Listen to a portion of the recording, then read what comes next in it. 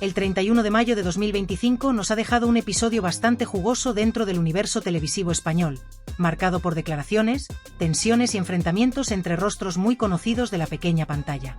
En medio de esta vorágine de declaraciones mediáticas y datos de audiencia, una figura ha destacado por su tono irónico pero elegante: Verónica Dulanto, actual presentadora del programa vespertino Tardear en Telecinco.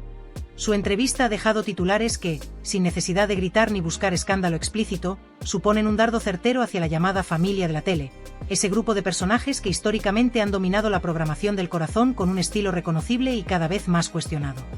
En la conversación publicada por el portal Informalia, Dulanto fue consultada acerca de su reacción al enterarse de que su programa compartiría franja horaria con el nuevo espacio de la familia de la tele. Su respuesta, sin estridencias, fue una auténtica declaración de intenciones. Había que continuar trabajando con profesionalidad, sin modificar una línea editorial que, según ella, ya estaba perfectamente definida y diferenciada de la propuesta del nuevo competidor. En lugar de descalificar directamente, Dulanto optó por la sutileza, dejando entrever que su equipo no se reconoce en las formas ni en los contenidos de ese otro programa. A pesar de las expectativas iniciales que surgieron en torno al debut de sus rivales, Verónica explicó que dentro de su redacción se respiraba tranquilidad una vez que comenzaron a emitirse los primeros programas. Según sus palabras, los datos de audiencia fueron un respiro, no solo no se vieron afectados, sino que incluso se situaron por encima de sus contrincantes de forma constante. Resulta llamativo cómo, sin mencionar nombres directamente, Verónica Dulanto logra lanzar una crítica demoledora. Asegura que lo suyo sí es entretenimiento auténtico, que en su espacio se combina información, corazón y diversión con exclusivas prácticamente a diario. A diferencia de sus oponentes, a los que parece acusar de reciclar conflictos personales y de cebarse en las polémicas sin aportar contenido original, Tardear presume de una fórmula que sí conecta con la audiencia sin necesidad de recurrir al desgaste del escándalo perpetuo. Su discurso es firme. Mientras ellos se dedican a destripar vidas ajenas, su programa aporta un enfoque diferente, más creativo, más humano, por lo que indican los resultados, más eficaz. Uno de los momentos más reveladores de la entrevista llega cuando se le pregunta por cómo vivieron internamente los primeros datos de audiencia tras el estreno del programa rival. La presentadora reconoce que existía una mezcla de opiniones. Algunos pensaban que el regreso de esos personajes tan conocidos podría atraer a gran parte del público por simple nostalgia o curiosidad, mientras otros, los más cercanos al mundillo, ya preveían que no iba a calar como se esperaba. Según Dulanto, el público ya está cansado de ese tipo de televisión, y aunque ese rechazo no sea unánime, sí es lo bastante significativo como para marcar tendencia. Así fue como, en palabras suyas, las cifras terminaron siendo una sorpresa incluso para quienes pensaban que el estreno iba a ser un bombazo. Todo lo contrario, su debut quedó por debajo de lo esperado, y eso ya daba señales de que el proyecto no iba por buen camino. Un estreno con ese resultado ya apunta maneras, suelta con cierta sorna. La presentadora no se detuvo ahí. Al abordar el tema del éxito de su programa frente al de la competencia, dejó claro que esto no es una carrera de velocidad, sino de resistencia. Para ella, el secreto del éxito radica en mantener la exigencia día tras día, sin confiarse, sin bajar la guardia. Reconoce que un tropiezo lo puede tener cualquiera, pero cuando las malas cifras son una constante, hay un problema estructural. Su forma de hablar transmite seguridad y, al mismo tiempo, lanza mensajes muy claros que no necesitan nombres para saber a quién van dirigidos. Verónica insiste en que su equipo ha sabido ganarse el respaldo del público con esfuerzo y coherencia, y que esa es la mayor prueba de que están por el buen camino. También tocó un punto importante que suele pasar desapercibido: la ventaja que les proporciona el tener acceso a los protagonistas de las historias. Mientras otros se limitan a reproducir titulares o comentarios filtrados, Tardear cuenta con los propios personajes en plató o en contacto directo, lo cual les permite ofrecer un contenido más rico, más exclusivo y más interesante para el espectador. Según Dulanto, hay una diferencia abismal entre hablar de algo y poder hablar con los implicados, y ese es uno de los grandes valores añadidos de su programa frente a otros que operan casi como portales de rumores. Mientras Verónica Dulanto ofrecía declaraciones inteligentes y bien medidas, en otro rincón del ecosistema televisivo se desataba una tormenta mucho más explícita. Durante la emisión del programa de viernes, se vivió un momento tenso protagonizado por Terelu Campos y Antonio Rossi. La situación se desató cuando Terelu comenzó a contar una historia relacionada con Kiko Hernández, aunque sin nombrarlo directamente. En el relato también se mencionaban a figuras como Belén Rodríguez y la difunta María Teresa Campos. Fue entonces cuando Antonio Rossi, sin cortapisas ni filtros, dio un paso al frente en pleno directo, y con una contundencia que heló el plató, acusó a Terelu Campos de estar faltando la verdad. No utilizó eufemismos ni rodeos. Mirándola directamente a los ojos, le espetó que lo que estaba contando no se correspondía con los hechos tal y como ocurrieron. La acusación fue seca, brutal, sin espacio para las interpretaciones. En ese momento, el ambiente en el estudio cambió drásticamente.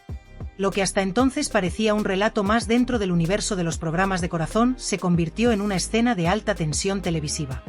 Los rostros de los colaboradores se endurecieron, las miradas se entrecruzaban con nerviosismo, y durante unos segundos reinó un silencio denso que decía más que cualquier palabra. Terelu, visiblemente incómoda, intentó mantener la compostura, pero su gesto traicionaba una mezcla de sorpresa, rabia y frustración.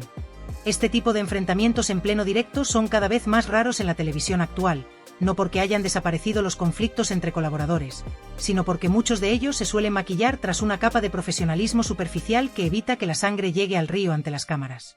Sin embargo, lo que ocurrió aquella tarde fue una ruptura total de ese pacto no escrito. Rossi no solo desmintió a su compañera de forma abierta, sino que lo hizo con una vehemencia que dejaba poco lugar a dudas. Allí no había espacio para matices ni para el beneficio de la duda. El mensaje fue claro y demoledor. Lo que estaba diciendo Terelu no era cierto, y él se negaba a dejar pasar la mentira por alto como si nada. La escena, electrizante, dejó al descubierto una grieta mucho más profunda de lo que se había mostrado hasta entonces. Detrás de los focos, de los platós impecables y de las sonrisas forzadas, se escondía una guerra soterrada que por fin salía a la luz. Lo que más impactó no fue solo el contenido del desencuentro, sino la crudeza con la que se desarrolló. No hubo lugar para las cortesías ni para las frases amables. Fue un combate verbal directo, de tú a tú, entre dos veteranos del medio que, a juzgar por sus palabras y sus reacciones, ya no sienten necesidad de guardar las formas cuando se sienten traicionados o expuestos. Esa naturalidad, por más incómoda que pueda parecer, fue recibida por el público como un atisbo de verdad en medio de una programación muchas veces percibida como fabricada y artificial. Y es que cuando la televisión muestra sin filtros la tensión real entre sus protagonistas, el espectador se convierte en testigo de una escena que trasciende el entretenimiento y se adentra en el terreno de lo humano, lo visceral, lo auténtico. Ahí es donde reside el valor, y también el peligro, de estos momentos que nadie puede prever y que marcan un antes y un después en la narrativa televisiva.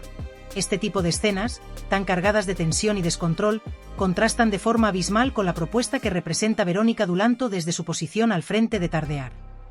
Ella, con una actitud serena y un discurso cuidadosamente elaborado, ha dejado claro que su apuesta va por otro camino. En su visión, la televisión puede hablar de actualidad rosa sin caer en el morbo fácil ni en la violencia verbal. Puede entretener sin tener que humillar. Puede emocionar sin necesidad de explotar la vida privada de los demás hasta el agotamiento.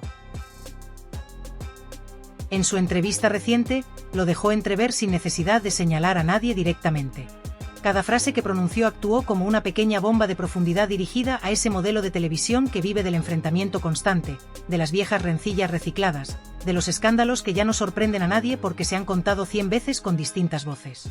Dulanto no necesitó levantar la voz ni utilizar términos grandilocuentes. Bastó con posicionarse con firmeza y hablar desde la experiencia y el respeto. Su discurso no fue solo una defensa de su programa, sino una crítica elegante, aunque rotunda, al modelo de televisión que muchos de sus competidores siguen intentando revivir sin demasiado éxito. En un panorama mediático donde parece que solo gritando se consigue atención, su apuesta por la mesura, la información contrastada y el tono respetuoso se erige como un contrapunto casi revolucionario.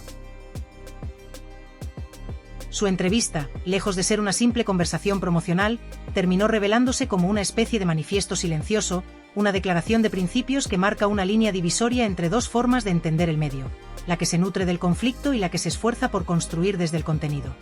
Es evidente que hoy no solo se está librando una guerra por las audiencias. Lo que está en juego es mucho más profundo. Es el modelo de televisión que el espectador quiere consumir. Y en esa batalla, cada gesto cuenta. El desplante en directo entre Rossi y Terelu se ha convertido en el símbolo más reciente de un estilo que muchos perciben como caduco, como una repetición agotada de los mismos dramas de siempre, protagonizados por los mismos rostros de siempre.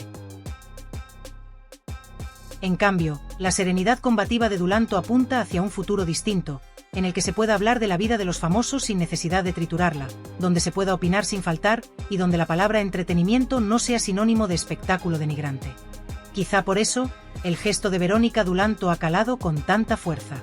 No ha sido un golpe de efecto ni un escándalo calculado, sino una especie de bofetada sin manos, una manera de recordar que el verdadero liderazgo no se conquista alzando la voz, sino construyendo credibilidad día a día, sin aspavientos, sin atropellos. Su tono educado y su léxico mesurado no restan potencia a su mensaje, al contrario, lo refuerzan. Porque en un ecosistema televisivo saturado de ruido, el silencio y la claridad son armas poderosas. Y es ahí donde reside su fortaleza.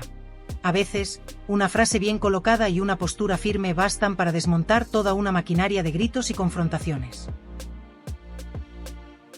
Así, la televisión vuelve a mostrarse como lo que siempre ha sido, un escenario en el que se representan, a diario, las tensiones de poder, las guerras de egos y las luchas por la atención del público. Pero también, como un espejo en el que el espectador puede reconocer sus propias demandas, su fatiga frente a lo repetido, su deseo de algo nuevo.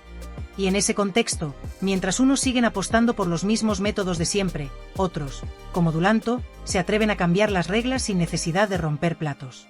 Tal vez por eso su mensaje ha calado tanto, porque, sin necesidad de señalar ni atacar, ha dicho exactamente lo que muchos llevaban tiempo pensando. No sé si realmente has tenido la oportunidad de revisar con detenimiento esas imágenes que todos hemos visto y que tanto revuelo han causado.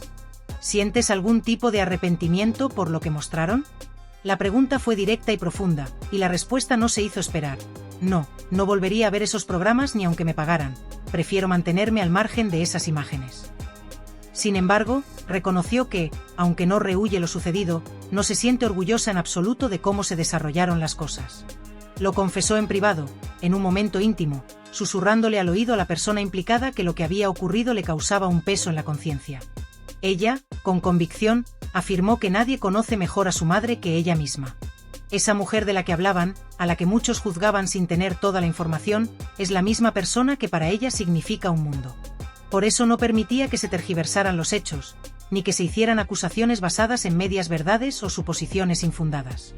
No me dejéis terminar, insistía, molesta, porque lo que estás contando no corresponde con la realidad, ni en lo más mínimo.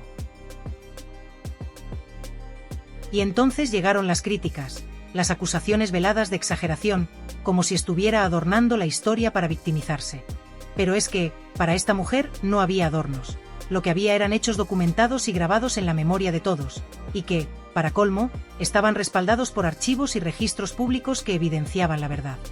Esta gente tiene memoria y hay hemerotecas que demuestran que el daño fue real, tanto para mi madre como para mi hija. Esa fue su defensa apasionada.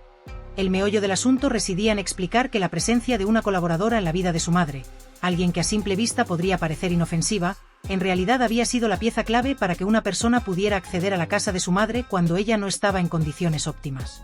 Esto no era una simple anécdota, era un asunto grave, una vulneración que no podía pasar desapercibida. Hablo de alguien que se aprovechó, que no debería haber estado allí en esas circunstancias. El debate se intensificó cuando salió a la luz la presencia de su hija en esa situación. Pero, espera, ¿en ese coche no iba tu hija?, preguntaron los presentes con cierto escepticismo. La respuesta fue clara: sí, mi hija iba a casa de su abuela. Ese coche fue solicitado por mi madre para que recogieran a su nieta y a esa persona, Antonio. Esa explicación añadía una capa más de complejidad a la historia, pues implicaba que lo sucedido no había sido una casualidad, sino una cadena de decisiones y circunstancias entrelazadas. No faltó quien mencionara a Kiko Hernández, apuntando que le había causado mucho daño en la historia. Sí, nos hizo daño, y lo reconozco, admitió ella, pero tu argumento, Antonio, está lleno de mentiras. La situación era tensa, con acusaciones cruzadas que hacían que la verdad pareciera cada vez más esquiva. Esa persona no tenía malas intenciones, simplemente se encontró con mi hija, y ella estaba al tanto de todo. La honestidad y la necesidad de ser rigurosos en la narración de los hechos se convirtieron en un punto crucial de la discusión. La tensión en el plató fue palpable cuando Antonio Rossi no dudó en acusarla sin rodeos de mentir en directo, señalando que su versión no se ajustaba a los hechos comprobables. La discusión se volvió cruda, directa, sin espacio para medias tintas o diplomacias, algo muy poco común en los programas de televisión, donde por lo general se suavizan los conflictos para la audiencia. El choque fue tan fuerte que incluso los presentadores intentaron intervenir para calmar los ánimos, tratando de contener el revuelo mediático que se estaba generando. Terelu, una figura con años de experiencia en ese mismo programa que ahora criticaba, habló de la dinámica tóxica que imperaba en ese espacio televisivo. Reconoció que aquel ambiente era destructivo, que muchas personas habían sufrido por esa atmósfera negativa y que el espectáculo muchas veces se alimentaba de la confrontación y el conflicto personal. Sin embargo, fue inevitable que alguien le recordara la contradicción que implicaba criticar un entorno en el que ella misma había colaborado durante tantos años. ¿No te parece irónico que ahora critiques lo que tú misma formaste parte?, le preguntaron. Ella contestó con una mezcla de sinceridad y resignación que, aunque había sido parte de ese sistema, cambiar la perspectiva cuando se está dentro no es sencillo. La idea de que todos eran engranajes dentro de una maquinaria que funcionaba con luces y sombras sirvió para matizar su responsabilidad, aunque no para eximirla completamente de la culpa. La cuestión de la obediencia a órdenes también salió a relucir. Reconoció que en ese momento no tuvo más remedio que seguir las directrices de la dirección del programa, que marcaba el camino a seguir, aunque eso implicara formar parte de una historia que ahora le parecía oscura y desagradable. No lo justificaba, pero explicaba que la situación no era tan sencilla como parecía desde fuera. Cuando le preguntaron si había intentado contactar con Belén para aclarar lo ocurrido antes de que todo estallara, dijo que no pudo. Belén había dejado de contestar a los teléfonos, estaba alejada del programa en un momento especialmente difícil, y había roto lazos con muchas personas del equipo.